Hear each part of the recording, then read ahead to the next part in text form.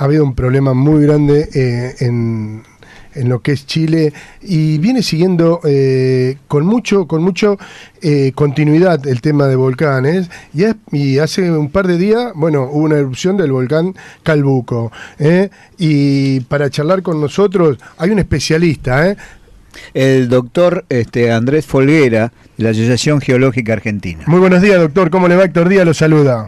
¿Cómo está usted? Bien, doctor. ¿Cómo anda todo? Bien, todo bien por acá. Cuéntenos un poquitito, ¿por qué sucede tanto primero el Peyúen, ahora el Calbuco, después fueron otros más? ¿Por qué sucede estas erupciones de los volcanes y no hay una prevención? O sea, lo primero que hay que decir es que estos fenómenos son absolutamente naturales y están, digamos, dentro de la escala de tiempo, dentro de una escala de tiempo razonable, digamos. No es que estén ocurriendo a una velocidad distinta. Lo que pasa es que estamos hoy por hoy, digamos, muy conectados con todo lo que pasa en el mundo. Las noticias vuelan con mucha facilidad y se propagan, digamos, de una forma particularmente rápida. Ahora, por otro lado, en los últimos años cada vez se discute más la relación que hay entre los grandes terremotos y las erupciones de volcanes. O sea que si bien son fenómenos comunes, acá hubo un terremoto muy grande en el 2010 en Chile, y las erupciones que estamos viendo son en áreas relativamente adyacentes a la zona del terremoto. El volcán que usted nombraba, el Puyehue, el Villarrica hace un mes, el volcán Peteroa en el 2011, el Copahue el año pasado y el anteaño, y esta erupción del Calbuco se supone que están relacionadas con la zona que fue afectada por el terremoto del 2010, el terremoto del Maule. Sí, sí. Ahí donde se esperaba el tsunami en Chile, ¿no? Bueno, de hecho hubo un tsunami claro, pequeño, claro. Y bueno, a partir de ese terremoto durante 4 años hubo toda una serie de efectos volcánicos, erupciones volcánicas que se supone que están íntimamente ligadas. Estamos hablando con el doctor Andrés Folguera, de la Asociación Geológica Argentina. Doctor, eso es cuando, explíquele un poquito para que la gente lo pueda entender, y yo también, porque bueno, somos medio chicatos en esto, y ahora todos queremos saber, y todos en las esquinas, o en los bares, todos saben de lo que sucede. El argentino por lo general es así. Yo le pregunto, ¿esto es cuando las placas se van acomodando? ¿Cómo es? ¿Por qué estas erupciones? ¿Por qué estos terremotos? O sea, tanto las erupciones volcánicas a lo largo de los Andes argentinos-chilenos como los terremotos están relacionados con el mismo proceso, que es que el fondo del Océano Pacífico se hunde lentamente por debajo del continente americano. Lo hace a una velocidad lenta, unos 6 centímetros por año, y ese proceso produce el volcanismo y produce los terremotos que se sienten en el margen argentino-chileno. Doctor, encantado, Daniel. De la zona, en la zona argentina, en los Andes argentinos, ¿existen volcanes? Porque que yo recuerde, sí, no he escuchado mucho que hayan erupcionado algún volcán en esta zona, en la zona argentina. En el límite argentino-chileno tenemos volcanes activos que los compartimos entre los dos países. Por ejemplo, el Copahue es mitad argentino y mitad chileno. Porque se habla mucho de lo que es chileno, entonces dijimos, bueno, es chileno. La gran mayoría de los volcanes activos están en Chile. Están en Chile. Sí, algunos están en el límite argentino-chileno, y del lado argentino no hay volcanes constatadamente activos, pero hay volcanes sospechosos de ser activos. Ah, se sospecha. Claro, nadie describió una erupción en esos volcanes, pero están formados por lavas tan jóvenes que se presupone que estaríamos viendo volcanes activos. Por ejemplo, el Lanín es un ejemplo. Ajá. Claro. O sea que en el futuro podría llegar a ser un volcán más activo. Sí, porque cada volcán tiene, digamos, una tendencia a la actividad que es diferente. Por ejemplo, hay volcanes que entran en erupción cada 600 años. Entonces existe la posibilidad que nadie haya registrado la erupción de ese volcán y de golpe entra en erupción. Como el volcán Chaitén, que entró en erupción en el año 2008 y hacía más de 400 años que no se había descrito una erupción en ese centro. Entonces, hay volcanes que están dormidos, básicamente, que están esperando entrar en actividad, pero se sabe que son activos. Doctor, acá estoy con María Alejandra Espósito, que hace el programa junto a nosotros. Le quiero hacer un par de preguntas, ¿sí? ¿Cómo no? Sí, doctor, buen día. Buen día, ¿cómo está? Le pregunto desde mi ignorancia, ¿se puede saber con anticipación cuándo un volcán entra en erupción?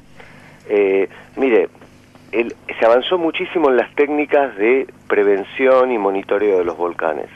Hoy por hoy hay por lo menos 3 técnicas que permiten, en términos de horas a días, anunciar que va a venir una erupción volcánica.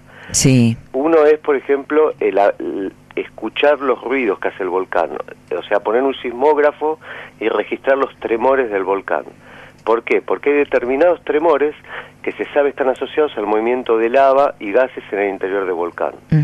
Ahora, para que ese mecanismo sea efectivo, se necesita tener sismógrafos instalados en los volcanes. En Chile se avanzó mucho y hay decenas de volcanes que actualmente poseen sismógrafos permanentes. En Argentina estamos mucho más atrasados en ese sentido. Pero la experiencia es que en los últimos años, por ejemplo, Chile logró predecir la erupción del Puyehue, por ejemplo, en términos de días. Acá en el caso de Calbuco no, fueron horas. Apenas unas pocas horas se anunció la crisis. Pero en todo caso se está avanzando muchísimo y esa es la forma, o sea, instalar sismógrafos, escuchar al volcán y ver cuándo el volcán da anuncios de la actividad que está por venir. Pero doctor, ¿y en la Argentina por qué estamos atrasados en ese sentido? ¿Porque no se hace inversión? Bueno, yo creo que estamos atrasados, primero porque no tenemos una cultura relativa a los problemas de los volcanes. Fíjese que empezamos a hablar de esto recién cuando 2 volcanes afectan el mismo área, en un corto periodo de tiempo. O sea, la zona de Bariloche y Villa Angostura está muy golpeada por estas 2 erupciones que se separaron 4 años nada más. Sí. Entonces, recién ahora se empieza a tomar cierto nivel de conciencia. Y recién ahora se empiezan a armar los primeros protocolos de cómo funcionar en crisis de cenizas. Que la población no estaba preparada para eso. Villa Angostura tuvo básicamente que armar un camino y una experiencia propia hace 4 años. Nunca las autoridades habían acercado protocolo, habían discutido con las comunidades cómo reaccionar, y todavía tenemos muchísimos problemas. No tenemos barbijos, no tenemos agua, una zona es afectada y el Estado no está todavía preparado para responder. Y después, como dice usted, hay un problema de falta de inversión, porque poner sismógrafos en muchos volcanes al mismo tiempo significa comprarlos. De todas maneras los están empezando a comprar. Tengo entendido que la provincia de Neuquén hizo una licitación para comprar sismógrafos, y Nación creo que algo también, pero las cosas siempre son lentas en Argentina y hay falta de coordinación, además, entre los diferentes organismos que se encargarían de este problema, porque hay varios organismos que pretenden monitorear los volcanes y no se ponen de acuerdo, hacen reuniones, cada uno tiene su intención de concentrar este recurso. Y bueno, son los problemas de organización típicos del país. Es que se hacen reuniones pero no se ponen de acuerdo. O en todo caso es lento. Para hablar a favor de ellos, digamos que es lento. Burocracia. Es burocrático, todo claro. Burocracia. Y bueno, estas situaciones son críticas. Fíjese, siempre la política patea la pelota para adelante. Sí. Y acá tuvimos la crisis del volcán Puyehue y todo el mundo pensaba que hasta que otra crisis afecte a esta región iban a pasar 30 años. Y no fue así, fueron 4 años nada más. Doctor, pasó con el Hudson en los años 90, ¿sí? Exactamente, pasó con el Hudson. Yo estaba allá en Río Grande cuando explotó el Hudson. Verdaderamente era una locura. Creo que las cenizas llegaron hasta aquí, hasta Buenos Aires. Sí. Y además es interesante porque se aprende muy poco de las crisis. Por ejemplo, la crisis del volcán Hudson destruyó la ganadería estrandina. Y a partir de ahí no se planteó el problema. Hay que estar preparado. O sea, hay diferentes daños que produce la erupción de los volcanes. Uno tiene que ver con las poblaciones, pero uno muy grave tiene que ver con la ganadería. La ganadería es destruida, literalmente destruida. Los productores no se recuperan después de las grandes erupciones. En la zona estrandina de Santa Cruz nunca se volvió a recuperar la cantidad de ganado que existía antes de la erupción del 91. En el sur de Mendoza no se recuperó jamás de la erupción del Tizapó en 1932. Entonces, tiene que haber mecanismos y tiene que haber plata, tiene que haber fondos para asistir a estos sectores que son damnificados y tienen que estar contemplados en el presupuesto nacional. Le comento a la audiencia de Radio María, de la radio del Obispado de Avellaneda, que estamos hablando con el doctor Andrés Folguera. Él pertenece a la Asociación Geológica Argentina. Doctor, ¿puede haber una cadena de erupciones volcánicas en toda la zona cordillerana? Bueno, de alguna manera no nos damos cuenta, pero la estamos viendo. O sea, al principio de nuestra charla yo le contaba que había una relación entre grandes terremotos y erupciones volcánicas subsiguientes. Y con el gran terremoto del 2010 en Chile, entró en erupción el volcán Puyehue, después el volcán Peteroa, después entró en erupción el volcán Copahue, después el Villarrica y ahora el Calbuco. Lo que estamos viendo es eso, es una cadena de erupciones que están separadas meses a años una de otra. La vemos en cámara lenta. O sea, algo más que esto, no.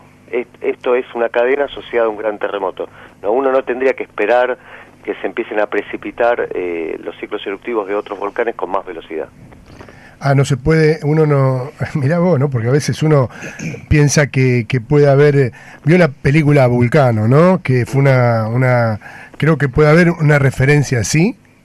O sea, que se derrumbe Chile o el límite argentino-chileno con explosiones de gran envergadura, una serie de otras. O un tsunami de la parte chilena, o una gran catástrofe en el sur de nuestro país. Bueno, mire, hay fenómenos volcánicos que se están monitoreando porque se sabe que son peligrosos y podrían generar una erupción de más magnitud que la del Calbuco, por ejemplo. Eso sí, por ejemplo, en la zona de el límite de la provincia de Neuquén con Chile, con la zona de Talca, hay un centro volcánico que es el centro volcánico de la Laguna del Maule, que es una zona muy amplia que se está inflando a una velocidad aceleradísima, 17 centímetros por año. Eso es una locura. Y se sabe que tiene que ver con el emplazamiento de lavas en profundidad que están inflando la superficie de la Tierra. Eso está siendo hoy monitoreado porque se sabe que en caso de una explosión asociada sería un proceso de magnitudes enormes, mucho más grande que la erupción del Calbuco que estamos viendo. Entonces hay algunos casos en particular que la comunidad, hasta internacional le diría, porque en ese caso hay norteamericanos, hay otros grupos de otros países, están mirando con mucha atención a ver cómo se desarrolla en el futuro. Doctor, en lo que respecta a las asociaciones que en la Argentina se dedican a todo este estudio, que creo que ustedes deben ser la más importante de la Argentina, todos estos datos que usted nos está dando, que nos estamos aprendiendo mucho sobre esto, ¿existe una relación con políticos, con personas del Estado en la cual se puede estar encaminando algo? Sí, porque por ejemplo, la parte de previsión sísmica está a cargo del INPRES, que es un instituto que depende de Presidencia, y está localizado en San Juan. Después, la parte de riesgo más general y monitoreo de los volcanes estaría encargado el CEGEMAR, que es otro organismo descentralizado que depende directamente del gobierno, que es el Servicio Geológico Argentino. Y después hay un instituto que se encarga del tema de las aguas, que podría también cooperar con el tema de la medición de aguas y gases, pero son básicamente el INPRES y el CEGEMAR. Son los dos organismos que están entablando, digamos, un trabajo coordinado o tratando de hacerlo para en el futuro tengamos un plan consistente de monitoreo y de riesgo. Y esos dos organismos dependen directamente de Nación. Hace unos años el CEGEMAR dependía de la Secretaría de Minería y la conexión con Nación era mucho más débil y lejana. Ahora es directa. Entonces ahora ya no podemos decir que sea un problema de lejanía a los políticos o a las autoridades. La conexión es directa. Se trata de tener coordinación y tener coherencia y tener planes a largo plazo. Doctor, en esa gran erupción que hay, cuando vuelan las cenizas, ¿eso afecta al ser humano?